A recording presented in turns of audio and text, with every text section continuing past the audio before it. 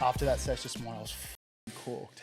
I was like, I'm going to be sweating I'm in not this. gonna lie, bro. I was kind of laughing at you because you were standing there at the coffee shop and you were like looking around. I was like, bro, he looks rattled as right now. So cooked, man. And I was like, he looks so rattled right now. Because I was waiting for you for ages, like doing this, and then you finally caught my hand, and I went, bro, what's he doing? Oh, man, it was just a big session. I got out and I was just like, I don't know how I'm going to do this potty. Hey, I was like, I'm going to fucking try and convince you to do an icy before rolling in.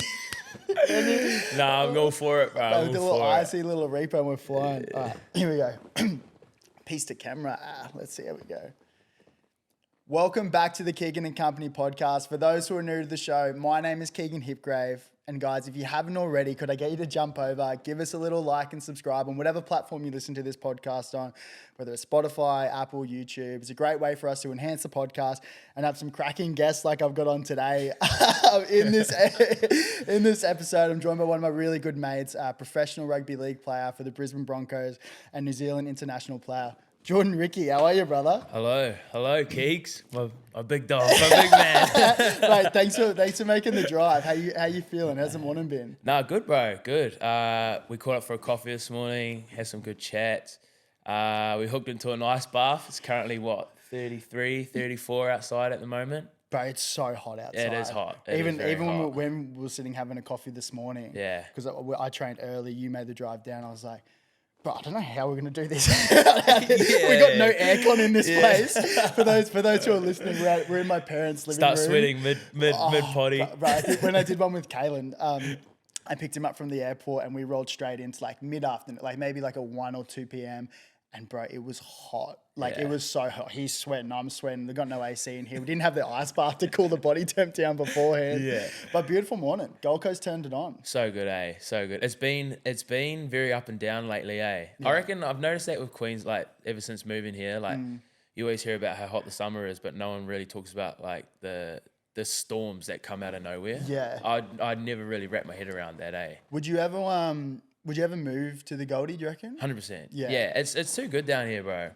I just I love the beach, eh? Yeah. Like I just such a beach person. I love the waking up early, coffee, go to the beach. Like it kind of takes up like most of your day, especially like being a rugby league player as well. Like you would know, bro. Like you're just like, you're always immersed in like so deep in the rugby league. So it's so good to sort of get away and sort of go to the beach. It takes up half your day sort of thing as well. When you're in training, like you're so dialed in, you're fucking training hard, like you want to be there, but it's also so good to switch off. Like that's what Paddy was saying. I think that's why he came to the Goldie, Yeah, a lot of boys are down here too, from our team as well. Yeah. Even like some of the younger boys, bro, they just like, some of them went to like Palm Beach and Keebra, and they've just always just stayed down here. They just do the drive. Because Paddy's here, Jess is here, Keenan was here when he was at Bronx. Yeah, Blake Moser. Gotcha. Dean Mariner. Yeah. Like a few of the boys. Xavier Coates was down here when he was at Bronx. 100%. Like there's like Alex Glenn. Lexi was there. Yeah. He's got a great gym in Legacy. Yeah. But that's the thing. Even when I was at Bronx, we lived there, so we did the Bronx 20s house, same as you. Is that the one in was it the same one? Just up the road? Yeah, Red Hill. Oh, it wasn't Red Hill. It was like Fulcher Road. 106 right. Fulcher Road. Yeah. Mate, the amount of stories. I lived there my first year, bro. Did you still have it? Yeah, we had that house. Who were you in there with? So I was there. So it was me, Ethan Bullymore, Corey Pakes, Travis Turnbull, and a boy called Brock Dimmitt as well. Yeah, gotcha. Yeah. Mate, it calmed down heaps before we got there. So the year we got there, that's when Terry, the strapper, he jumped in the house. But before that, it was free for all. It was no one, eh? No one. And we heard like stories of like the parties that would happen. Yeah. And then I think there was one story that it got a bit out of control. Yeah. So they had to put. I think Terry that was. I believe that was Corey Oates. Yeah. I believe he's told me him and his crew when they were like fresh 17, 18 living in that house. He told me that. It's nice because would you always hit up the league club for dinners? Yeah, bro. Did you get the vouchers? Yeah. Always went to the leagues club, bro. So it was so good. For context, I don't know if it was the same as you, but we would get like maybe like 4 vouchers a week. Yeah. And that would be like $40. You'd go, you'd get like, we would get like a main, we would get like a milkshake, we would go all out. And then we'd have to cook like one day, but usually we'd come back to the Gold Coast and mum would be cooking for us. So it's supposed to be a thing, but that's all right. Mate, I'm keen to talk about preseason. How you feeling? How are the boys traveling? Good, bro. Really good, eh? Obviously, you know, what happened last year for us in the grand final, I feel like this year we've all come in, you know, just like, I'm not saying that we weren't hungry last year, but this year we just, you know, it's just given us that fuel, that extra drive that we needed. Yeah. And it's just been awesome, eh? Like we've just, like, everyone's just jumped in, all on board, same as last year. Like everyone jump on the bus, let's go. But like this time it's sort of just like straight in, bro. Yeah. Like it felt like nothing's changed. Like we went away, had our little break and all that, but it's sort of like everyone came back day one, like nothing really changed, if that makes sense. So it's just awesome to see, you know, all of us boys just ripping in, and obviously doing it in this heat too is so hard too. I caught up with Kevy last week when we came and presented to the boys. Yeah. I was talking to Kevy, I was like, how are the boys feeling? He's like, mate, they came back so fit. Yeah. Everyone came back so fit and just ripping in. Yeah. I think because we did like, we did stats, bro, on like, after all of our testing, and they did like comparisons from like 2 years ago, last year, and then this year. Yeah. And it was like extra, I think it was like an extra like 8% of everyone, so cool, like everyone like extra fitter and stronger, faster. Like we're just ready to like really rip in and give it another red hot crack this year. Mate, so that's so cool to hear. And how are you? Shoulders going well? Good, bro. Yeah. Obviously, so I hurt my shoulder probably like the last 3 games of the season. Yeah. And I didn't really think much of it, bro. Like, you know, you just hit your shoulder, like you think it's a bit of a stinger. Just a bang, yeah? It's a bit of a stinger of like an AC joint bruise and all that sort of stuff. So I ended up just continuously playing. And then during games, man, like I noticed like I was getting a bit like, I would do like try to put a hit on or something like that, and it'll just go completely numb. Yeah. And I'm like, oh man, like this. Were you needling before games? No, I wasn't. Really? I just had no idea. Okay. Like I had no idea, and I was like, oh man, like it's so sore. Like wake up the next day, couldn't even lift my arm up. I was like, man, it's so sore. Didn't think much of it. Played the grand final, and then I think when we landed back in Brisbane, literally went straight in for a scan. And then Riki, our head physio, rang me and he goes, mate, got some bad news. And I was like, you know, like thinking like, you know, it's a bit sore. And he's like, you've completely like, there's a big like split in your shoulder bone. Really? Yeah, bro. And he's like, you're going to need a full surgery, like full shoulder reconstruction. And I was like, what? Like, yeah, man. I was just like, this can't be real. And you played semis, played finals, and I just had no idea. Like I just like it was numb. Like it was getting like a bit sore and a bit numb. And then the next day I was like, man, this is sore. Like, but then like I'll come good. Like I'll rehab it through the week. Yeah. Do minimal contact and then just play the game. Bro, I think about like the boys, like your pain tolerance, like threshold. Yeah. Like I feel like it's got to be on another level. Like when you're in it. Yeah. Or I do think that, or I just think like, I'm a bit dumb. Do you know what I mean though? Like I think I'm either real tough sometimes, or I'm just like so oblivious and dumb that I just don't actually fully understand that I'm like that bad. Do you know what I mean? So were you strapping? Did you have like the pig fat? No. I was strapping it. I was definitely strapping it. I didn't have any pig fat or anything. But like I think like it's different, eh? Like when you're in such a big game, bro, you like your head's going a million miles an hour, but you're thinking completely about something else other than your shoulder. Yeah. And then the only time you really think about it is when it gets like hurt or like, you know, a bit of a sting, and you go, oh man. And then like everything happens so fast on the field, you can't really afford to worry about that. You got to worry like what's in front of you. Gotcha. So I've got so much adrenaline pumping through me, but by the time the end of the game, I'm just like, oh my God, like my shoulder's so sore. Like what's going on? And like, and that's obviously like a huge occasion, but even week to week, like you'll just do it. Like, I think I had this conversation with either Paddy or Ryan James, and we're like, if you can play at 70% like fitness throughout the year, you're doing good. Because you're carrying, like all the boys are carrying injuries like 26, 24 rounds. Yeah. Huge year. Yeah, bro. I think that's one of the things I learned, like I struggled with first coming into NRL, was the week in, week out, turning up. Yeah. Your body's like stuffed, but you can't show it on the field. You know, you've hardly done, you know, any contact or anything like that, but you got to turn up and like absolutely rip in. So like people don't really see like that behind the scenes stuff, where your body's absolutely cooked, but you need to turn up, for the team and for the brothers, because not only like because you have to, but because like you want to. Like you don't want to, like for me, I hate letting down the boys. I hate letting down people that, put their belief and trust in me. Like I want to be able to turn up week in, week out and play my absolute best. So, and there's almost like a guilty feeling you get when you can't play, especially, but also train. Yeah, bro. I don't know what it is. It's like you've got like busted shoulder. You're like, well, I just can't. Like, it's so weird to describe. The boys are getting a bit filthy at me because I've just been like eager to get in and like because I get FOMO, bro. Like I want to train with the boys. I'm like, come on, get me in there. I want to get and wrestle. But I'm sitting there with a red bib. Like we call it red bibs, where you run into contact, you go down. But I get a bit too carried away, and the boys probably listen to this and laugh. I'll get a bit too carried away and like running full speed contact and all that sort of stuff. And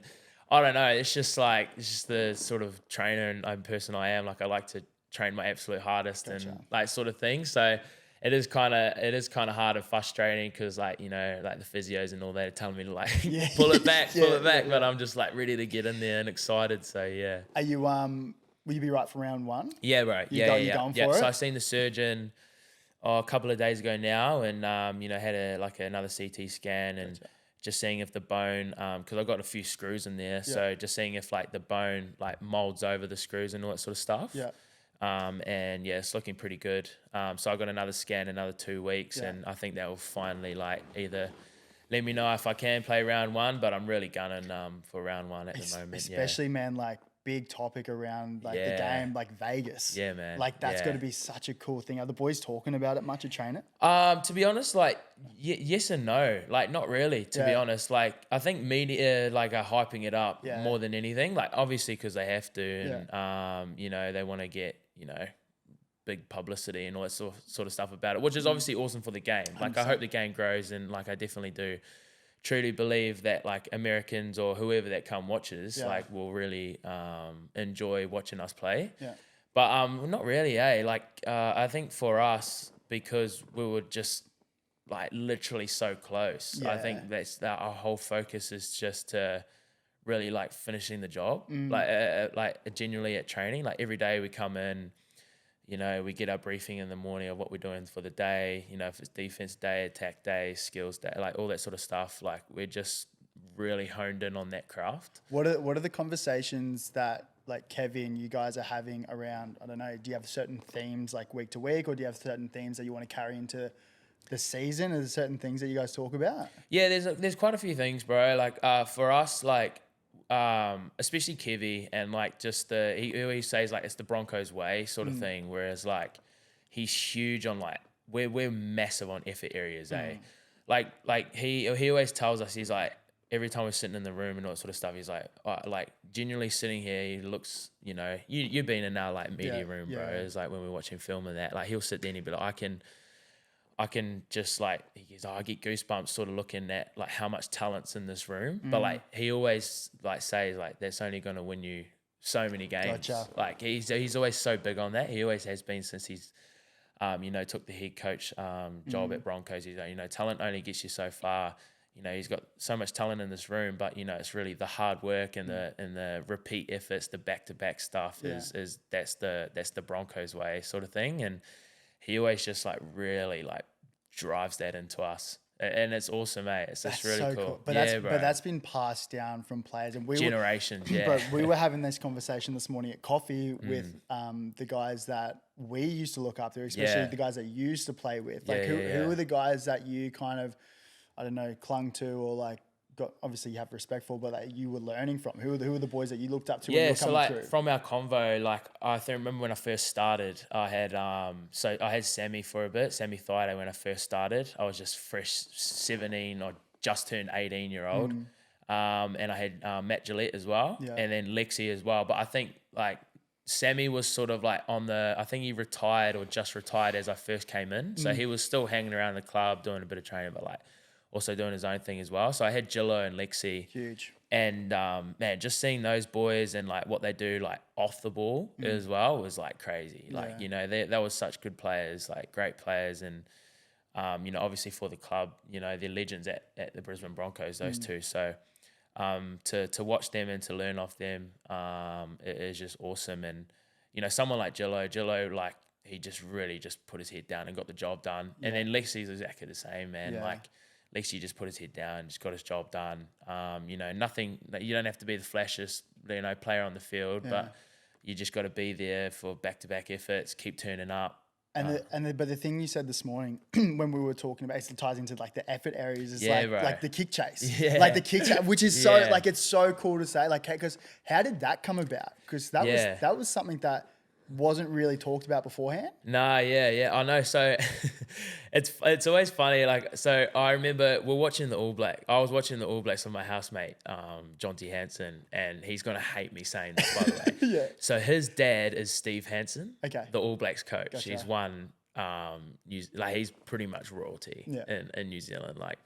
And Jonty hates, like, I always joke about it, like, oh, do you know who his dad is? He's always like, bro, shut up, shut up. Like, but like, you know, he's gonna hate me saying that, but he's just one of my best mates. So just, you know, that friendly banter and all sorts of stuff.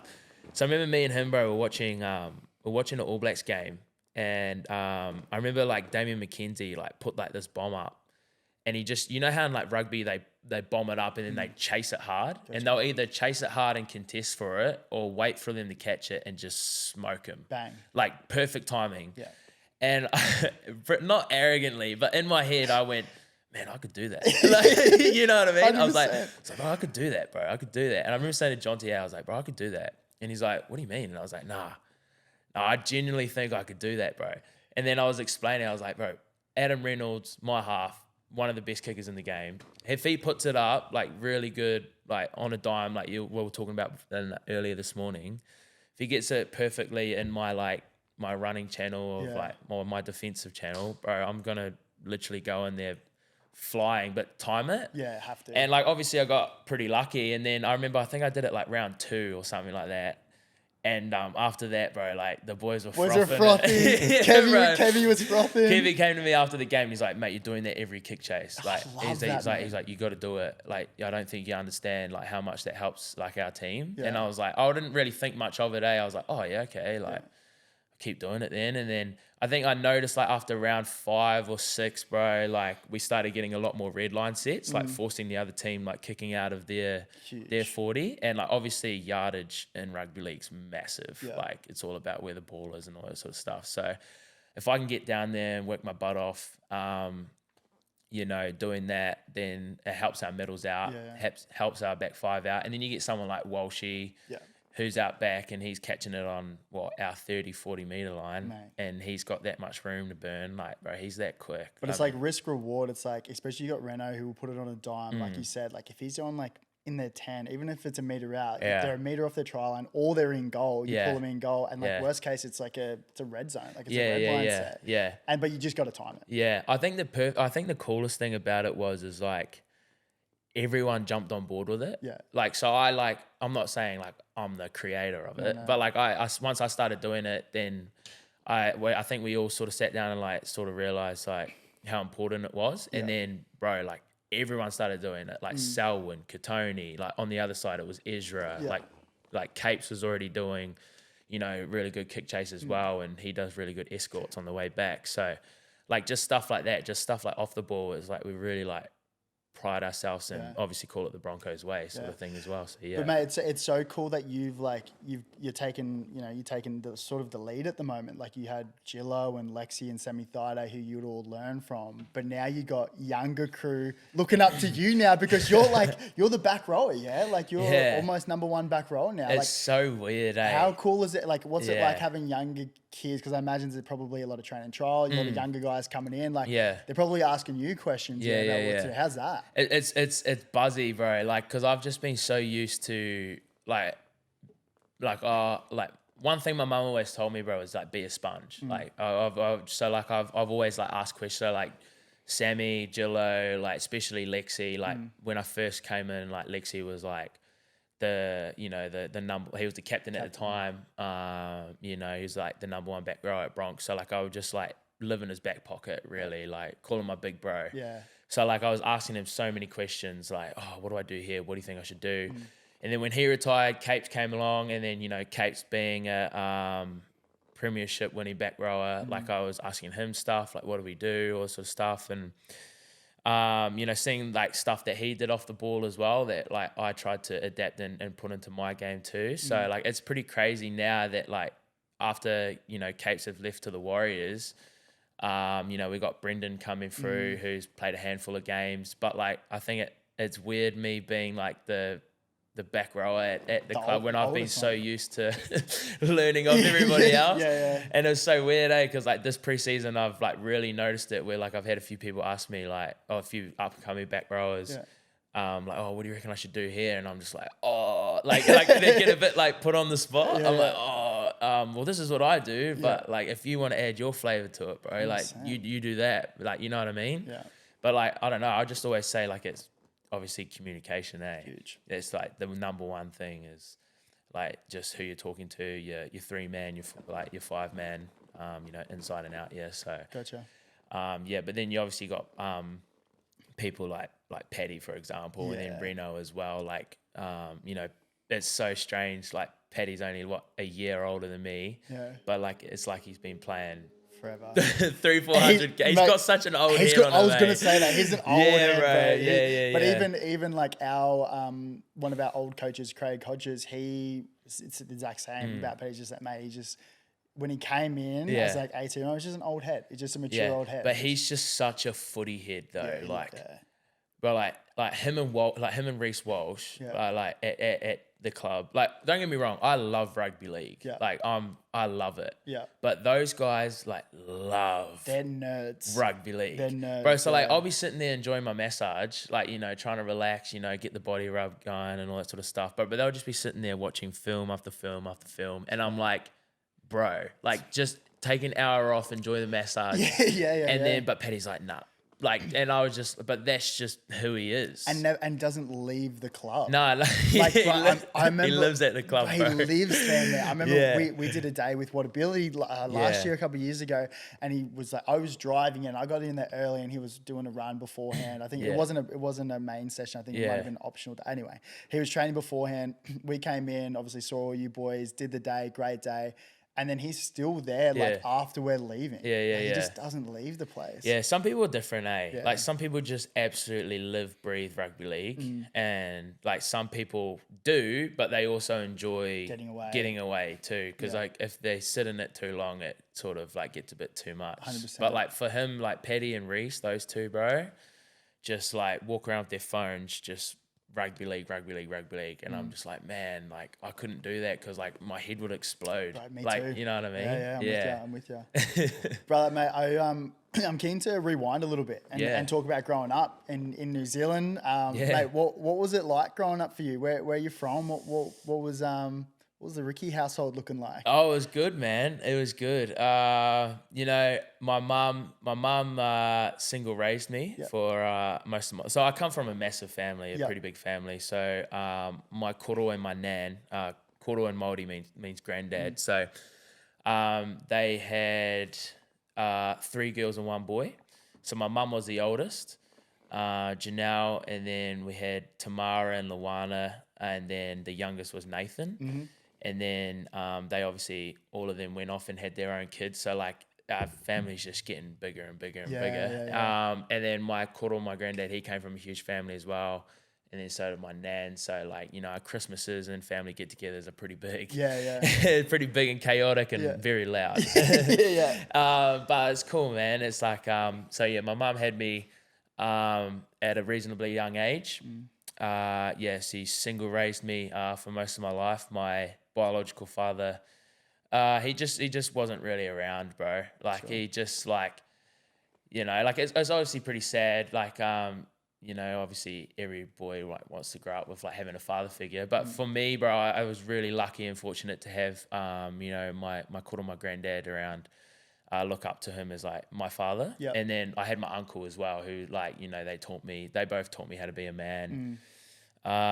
You know, like, all that manlyhood stuff. And you know, and then I remember, like, growing up, and my uncle was giving me, like, the chats, like, you know what I mean, bro? He was being like, the bird and the bees, bro, he was giving me, like, those chats. And Mum did really well too of like, you know, raising like a boy, too. So, and that was just awesome. Like I like, we didn't like have much, we didn't have much growing up. Like, you know, mum, there was sometimes like we really did struggle. Yeah. But then, one thing that, like one thing that mum made sure is like I never went without. Yeah. So there'll be like times, bro, like where like I would eat, but like mum couldn't. Really? Yeah, bro. Like, so she would make sure I'd never like eat, like I would never like not go hungry. Wow. Yeah. Which I didn't know, obviously, that at that time. Yeah. But like growing up, I'm like, holy, like this is crazy. Like, and like, but like mum like really like slugged it out, bro. Yeah. Like she's like one of the biggest, hardest workers I've ever met in my life. So everyone's still back home? Yeah. So this is all still back home. Yeah. So like, but mum was like, because like she knew like at the time it was just like realistically just me and her. So like she like put in like the mad hard yards of like she got like her teacher's degree and all that sort of stuff. Like Huge, proper man. slugged it out. That's so huge. Yeah, man. She proper just went full deep into it and then got her masters, all that sort of stuff, man. Wow, and then man. like now she's running her own business in New Zealand doing consultancy. So Well, you talk about like learning traits from your parents, like hardworking. Like there's a perfect example of like taking what you see from your mom, taking it into footy. Yeah. Like she's just like bro, like the pinnacle. But like sometimes she's too much of a hard worker. Right. Like where she'll like work so much, like she'll just drive herself insane. Gotcha. Sort of thing. Whereas like me, like I remember like me and like you know, my stepdad, who I call my father, who came in like longer in my bit later in my life.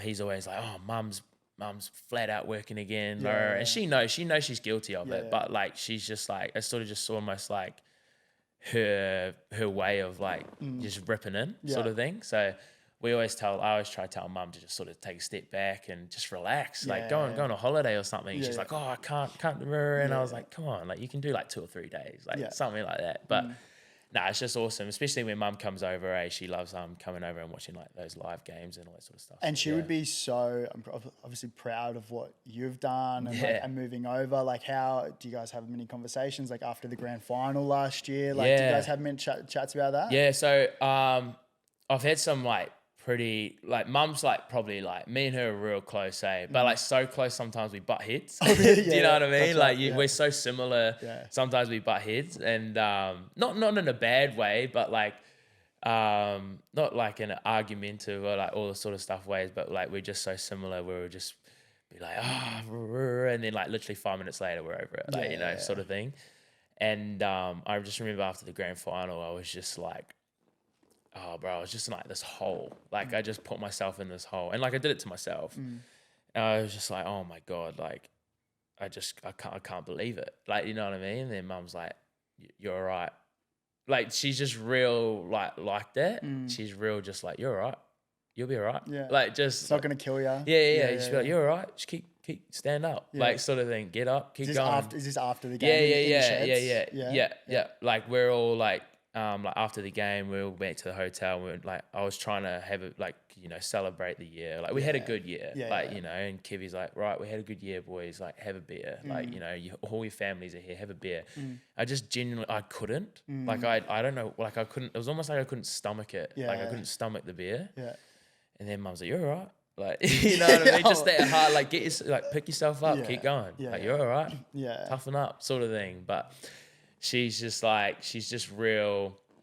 She'll pat you on the back when you need it, but then she's also real like strong and like you're sweet, you're all good. Sometimes you need like that little bit of tough love. Because they do it because they love you. Right? Yeah, they do it because they love you, and they do it because they care about you. Like I remember when I was at Bronx under 20s game. I think I had a heap of like hamstring tears going through. Like I think it was the 5th time I tore my hamstring like consecutively, and I was in the sheds, and I was just like, I don't know if I was crying, maybe I was. You dwell on it, bro. I was dwelling on it, and then our team manager at the time came in and she's like, "What are you gonna do? Like sit here and feel sorry for yourself?" I was like, it just snapped me out of it, and we were like halfway through the game. I was like, of course, like come back out, like support the boys, like that's what it's all about. But you need people like that, right? To pull you out of those things. Mum's been huge on that, for me. Like my whole family's pretty big on like the tough love sort of thing. Like they'll pat you on your back when you need it, but then when like, you know, when it comes to like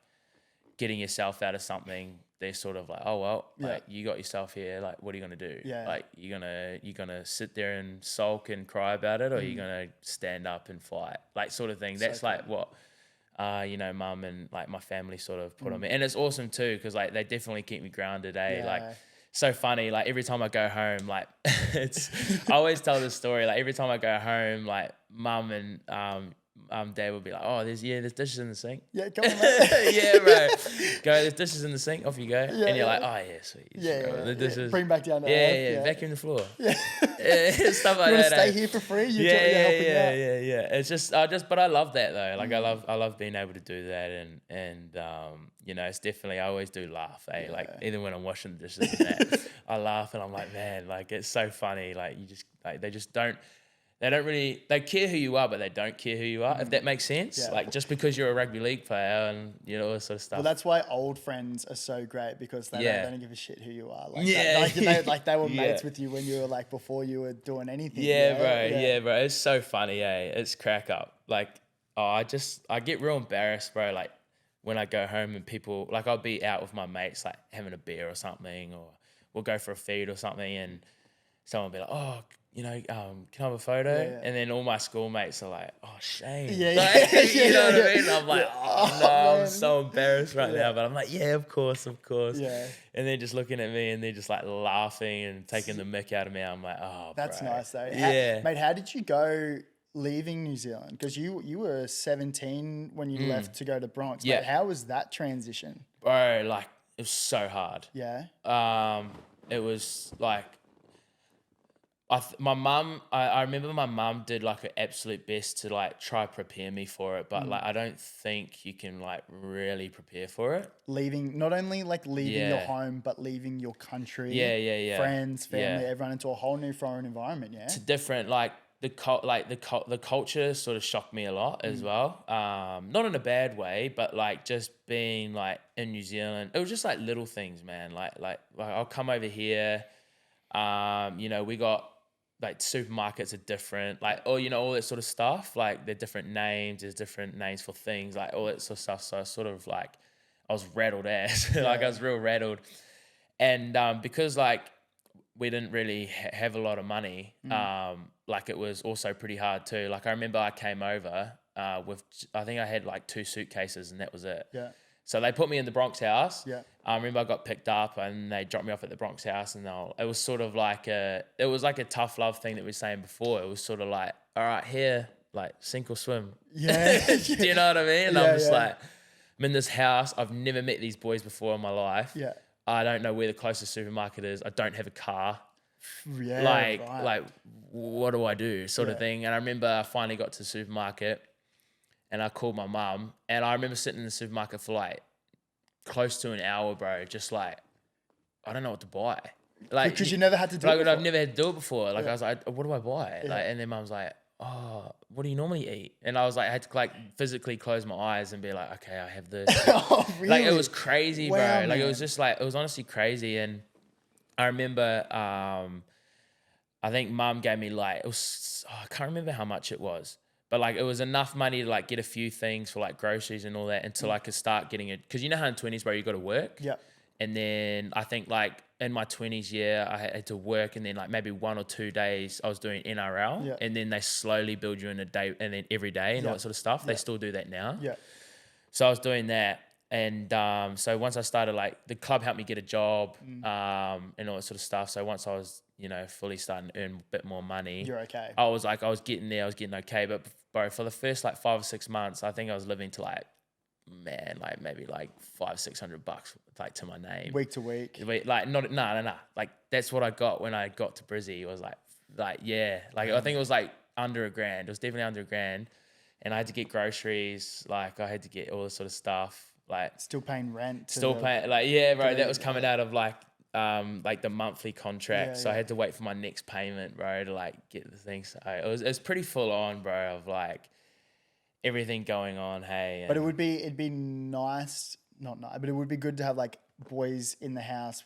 Obviously, like not similar coming over from a different country, but like same thing, like first time out of home. Like me, Keegan Palacia, who you played with last year, like we were in the Bronx house together. Yeah. And like same, mate. Like we were the exact same. Like obviously go in, like, all right, well, what are we gonna cook? Like, it's crazy. And then boys are stealing each other's steaks. Like it was just, mate, it was wild. Bro, I reckon I was living off tuna noodles for like that whole year, bro. 100%. Like it was literally tuna noodles and like those Uncle Ben's Toby, like microwave rices, bro. Yeah. So I was living off them like for that year, and it's just funny as. But like I think the biggest thing I struggled with is those boys were from, so three of them were from Toowoomba. Right. And Ethan's family was, I'm pretty sure, like up like Sunshine Coast ways. Yeah. So every weekend they went home. So I was the only one in the house by myself. Right. Okay. And I think I struggled with that a lot, like really, really a lot. And I sort of was like, man, these boys get to go home, see their families, and I'm stuck here for the weekend. Like Friday, Saturday, Sunday night, I'm here all like by myself. Yeah. Like, you know, what am I going to do? What do you do? Like, what do you do in those situations? Like, do you lean on like the boys? Yeah, well, because I didn't really know, like I moved here, bro, I didn't really know anyone. So like that first year was like really a big struggle. Yeah. Like I knew a handful of people, like one of my really good family friends, his name's Sheldon Peetomer, he's at Redcliffe Dolphins. Yeah. And, you know, I hung out with him a few times. Jermaine Asako, he's another Christchurch boy. Yeah, is he? Okay. Yeah, he came and picked me up quite a few times. But then also, like, they've got their own partners, wives, kids, and family. So they're, like, taken up for majority of the weekend. So you sort of like, man, what do I do? Like, and then that's when, like, the homesick really started kicking in, eh? Really? Okay. Yeah, and they got to, like, some days and nights where I was just like, I can't do this, bro. Really? Yeah, like, I got to go home. Like, I can't, like... Did you think about going back to all the time? I remember, all the time. I remember one time I went home for a wedding and, like, purposely missed my flight to come back to Brisbane. Yeah. And then mum's like, you have to go. Yeah. Like, you have to, like, you can't, like... I remember we had this massive convo. She sat me down, like, this is just how awesome, like, mum is, eh? Yeah. She sat me down and she goes, look, like, you need to, like, really understand what you're going, like, you're thinking, like, what you're about to do, meaning, like, I'm not going to go back to Brisbane. Like, I'm just going to leave my clothes there, all good. Yeah. Like, I'm just going to stay. And she goes, you need to, like, look around at your mates. Like, not in a bad way, but, like, you have the opportunity to chase your dream and be a rugby league player, or you can sit here and work a 6 a.m. or 12-hour shift. You can work a 12-hour shift doing a bricklayer and a chippy and all this sort of stuff. And then she goes, and then she did finish with, there's nothing wrong with that. She goes, people have a great life with, you know, doing a 12-hour shift. You know, they have a great life here. Like, your mates have a good life. They can do what they want. You know, they're getting good money, good income. But she goes, but you actually have an opportunity to chase your dream. Like, do you really want this? Like, get it, like, sort of thing. And I was like, far out. Like, you know what I mean? Was that when, like, did you dial in after that? Yeah. I remember I dialed in, like, after that, and I was like, far out, all right. Like, and I remember I came back to Brisbane. You know, I like, Bronx were pretty upset with me because I missed my flight. I didn't want to come back. And, you know, I probably mucked around. I definitely did. I mucked around prior to that. You know, being a bit like half-assed with some stuff and all that sort of stuff. And that was sort of like the big slap on the wrist, really. But imagine, like, you have that conversation, and imagine if you stayed, like, you get to play in a grand final, you don't get to play for your country. It's like, you look at all the positive things that have happened, and that just comes off the back of hard work. I've, like, the amount of crew that I talk, especially older crew who have, like, been super successful, not just in rugby league, but in all different sports. It's like, it's wild and it's crazy about the things that you can do when you just work hard. And do that over like stacking days, like doing that over not only like one season, but like multiple seasons.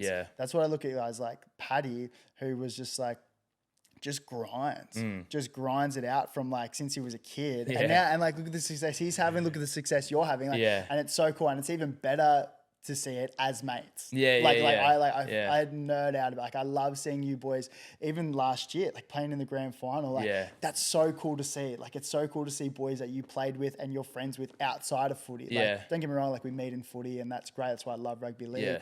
But you're more mates with them outside. Like when we're catching up, we're barely talking about footy.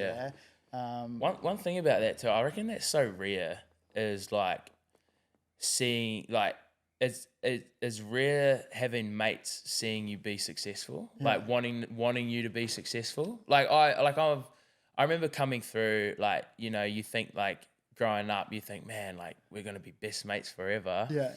And this sort of thing, and then you sort of go off on your own journeys. And like every now and then, bro, like I remember sometimes I go home and I'll like say hello to people I went to school with or in the same class, for example. And I'm like, hey bro, how are you? And then they'll just tip me with the old like, oh, you remember me? And I was like, come on, bro. Like, what do you mean? I was in your English class. Like, come on, man. Like, don't do that to me. Like, I'm not that guy. Like, and like, someone like you know, people like my family, bro, they would never let me get to that stage. They would just always like keep me grounded too. But that's the nice thing about the circles that we knock around in, is because everyone wants to like lift each other up. Yeah, bro, 100%. And even Goldie's such a cool little hub at the moment, and Brizzy as well, where it's just like, we've got mates who are in like NRL, AFL, different sports, but even like business. And it's not like the old school days where it's just like, oh, you're doing this and then we're not going to help you. It's like, nah, everyone's like lifting each other up. It's like, how can we help the boys? Like, what can we do? Like, who can we introduce them to? Like, and that's, mate, I love that shit. So mate, it's so cool to see. It's cool. We got such a good crew, eh? We're lucky. We got a great crew, bro. We're very fortunate. We got a little dinner tonight, mate. We got a good crew, bro. Like, we got such a good crew. Like, and it's funny too, because we all got like our own personality. Like, you know what I mean? Like, we're all like funny and like good gel in like our own way, sort of thing. So we got such a good crew. Bro, I love it. Real good crew, mate, this is obviously like a mental health and sport podcast, and I'm super grateful to have you on. I know that you're big on the mental health space. And we've had a lot of conversations offline about that. I'd love to probably start like, mate, where did that come from? Because I know a lot of the times when people are advocates for certain spaces, then they usually have a personal relationship. Where does your, I guess, relationship, or where does your mental health journey sort of start? I think for me, like I was never really big on it. Like, you know how when you're a kid, you don't really have like many problems or dramas in the world. Like, you're like, man, like, you know, you get to go home, you got food on the table, you go to school, you hang out, like, you don't really worry about it. And then I think I started, like, you start, like, maybe genuinely, like, understanding it when you start hitting high school. You know, that's when, like, people change, you know, puberty starts to kick in. That's when bullying probably starts ramping up. People's emotions, you know, always up. And then that's when, like, you start noticing it a little bit and you go, oh, man, like, this doesn't feel nice. Like, and you can hang on to it, eh? Like, you hang on to it. And for me, like, I'm like, being from New Zealand, I know that like, you know, suicide in New Zealand, like, we're in very, very high numbers. Really? Like like from young age, like from I think it's like from like the age of 13. Do you know why that is? No, I genuinely, I think I remember speaking to mum about it. A lot of it comes from like pressure. Yeah. Okay.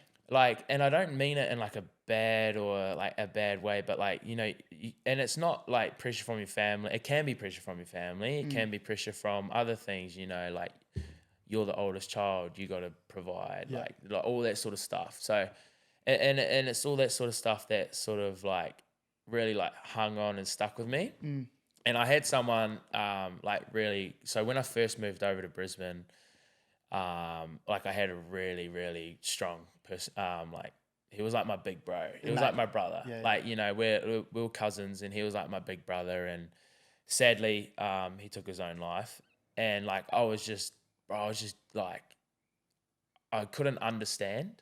Like I just genuinely, cause me and him were like two peas in a pod. Like, we did so much fun stuff together. Did you guys meet in Brisbane, or you grew up together? No, we grew up together. Yeah, we grew up together from like literally day dot. Yeah. Like his family's like we're just like, his family's my family. Like, we're just like we would literally stuck together like glue. Yeah. Like me and him, like we're just two peas in a pod. Like he was exactly like me. Like I was gonna say, what was he like? exactly like me, bro. Yeah. Laughing at everything, Yeah, like just absolutely just enjoying himself, stuffing his face with food at a like that was just us. Like we used to run out and bare feet, tackle each other, hit each other, like you know what I mean, like with the ball, rugby ball, like just love it, immersed into it.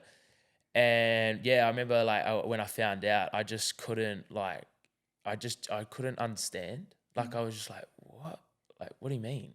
Like, I don't understand that. And then that's still like one of the mysteries. Like I still do think about it today, but then also sort of think about like, man, how much like was that covered up? Like, do you know what I mean? And Not spoken about. not spoken about. Yeah. Like how much like did he cover that up? Like, do you know what I mean? And I was just like, and like that sort of ate me a little bit. But then I was also thinking, right, like now that I'm in like such a like I don't need to boast myself, but I'm on a big platform.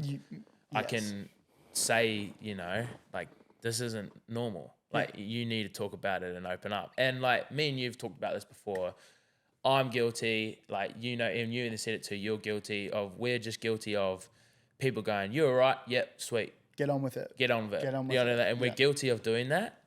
Whereas, like, I genuinely need, like, people to understand is like, bro, it's fine. Like, talk about it. If you're not okay, let's go have a coffee, let's go have a chat, let's go for a swim. Let's have a yarn, let's have a talk about it. Like, do you know what I mean?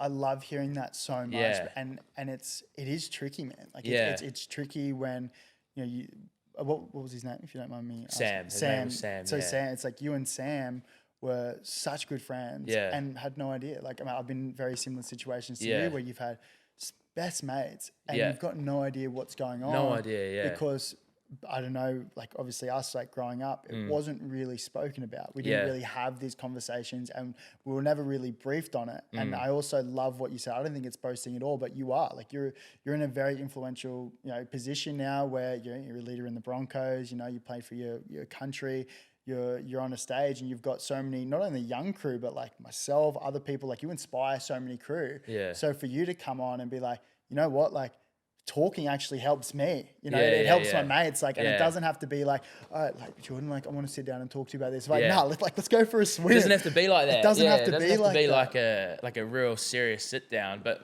like, if you go for a coffee and then just do the old like, oh, so how's things going, bro? And then that person might go, oh, actually, and then boom, like that's all it takes. It's so, and that's what, and it's like it's a weight off as well when you're talking about these things. You know what I mean? And I'm huge on talking to mates. Like we are very fortunate to have a great group of friends. And I recognize that not everyone probably is as privileged as us to have guys who are willing to talk about it.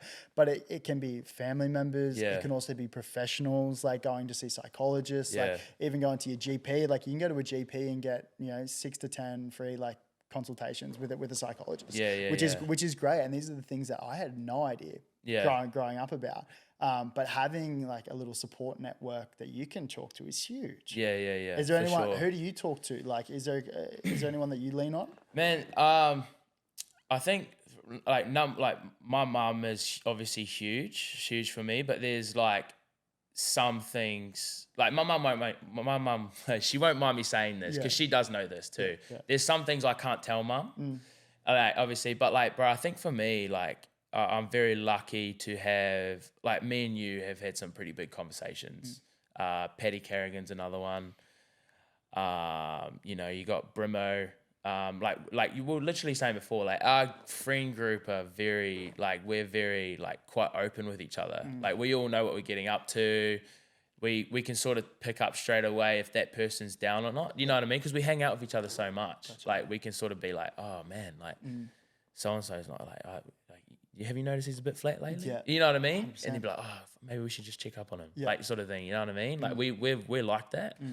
Whereas like I think that needs to be normalized a lot. Not just men, like women as well. Like even kids, bro. Like some kids like go through that, man. And like like you would know, like I definitely did know, like when you do footy clinics, bro, some of those kids are ruthless, man. Yes. Yeah. so ruthless, and they like, because they don't think what before they say, and it's not their fault. Like, you know, it's just like part of growing up and all that sort of stuff. But man, I've done some footy clinics, man. Some of them have said some stuff, and I'm just like, bro, that's wild. I can't believe you said that. But kids, man. Kids are ruthless. Yeah, man. Like, kids are so wild. But I know they don't intend to like be like that. Well, like, they don't know any different. They don't know, and it's probably the circles that they're knocking around in, different like family members, whatever it is, older brothers, older siblings, whatever it is. I did that's why I think like junior education is so huge for these topics. Like I know Alex Glenn does a lot with the Beyond Broncos program and the Broncos kids.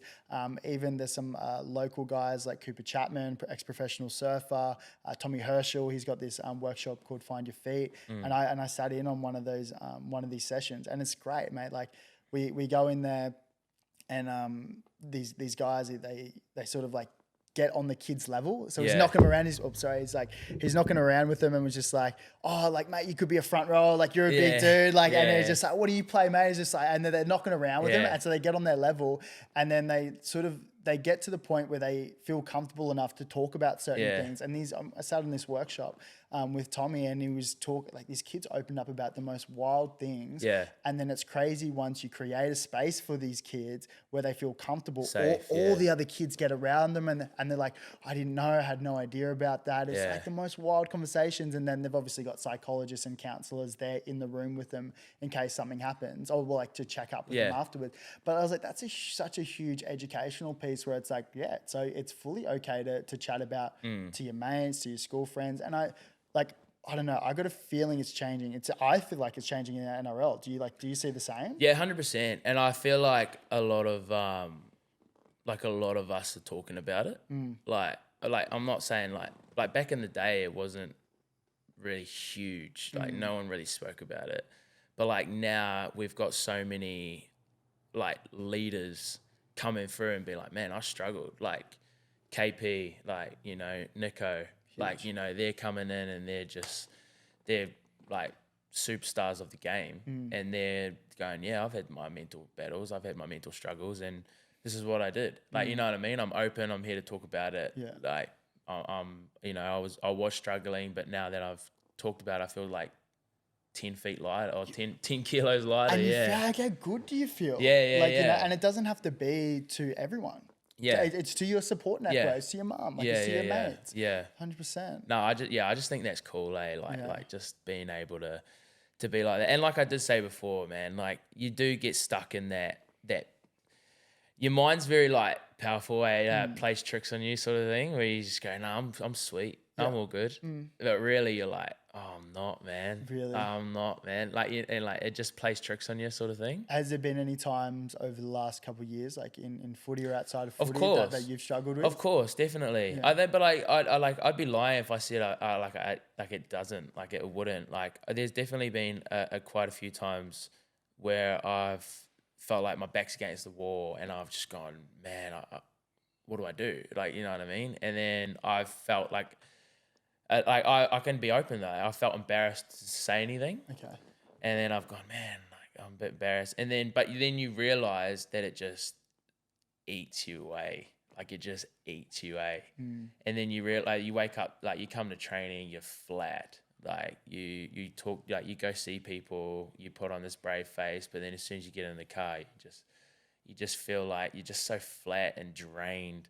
Whereas like, you know, if you can talk about it and like have situations and stuff like that can help you out, or like people to lean on, and they go, well, actually, all right, if you're feeling that way, me and you go do this tomorrow, have a yarn about it, see what we can do. Let's just help out, even if it's just good to just talk about it. You know what I mean? Right, and then you just feel so much better, eh?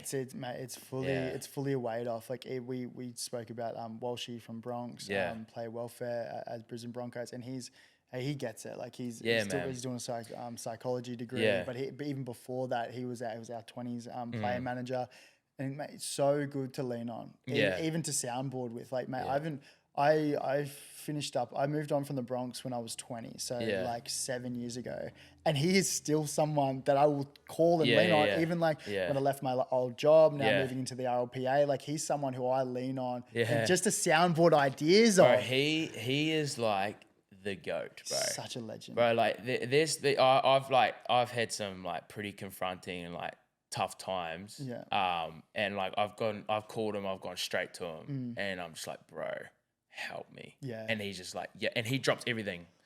Like, drops everything out. Yep, sweet, what do you need? It doesn't. Or he'll drive to your house. He'll pick you up. Like, that's the type of guy he is. I was like, bro, you're the GOAT. Like, he is the GOAT, eh? Mate, so special. Yeah, and he's just like, and he knows too. He's like ex-SAS, like, and he's seen some stuff and obviously all that sort of stuff, and just like to see him, like he's actually like real influential, eh? Like.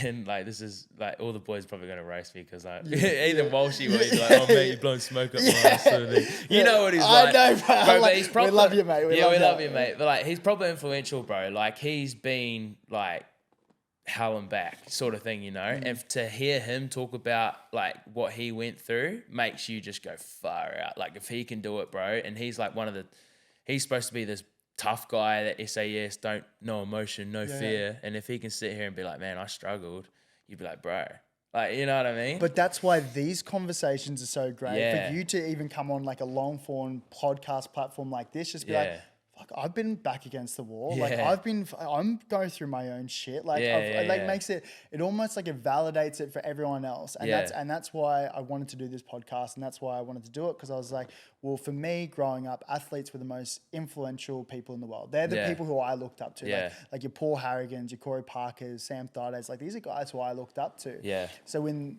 they can be seen having conversations about their own abilities, own vulnerabilities, and it's like, it's okay for me to do that. And the funny thing is, like, I'll almost guarantee you, everybody out there is going through something. 100%. And like, everyone, every single person, someone that you walk past in the street, you don't know what he's going through. Yeah. Like, everyone's dealing with their own shit, basically. Yeah.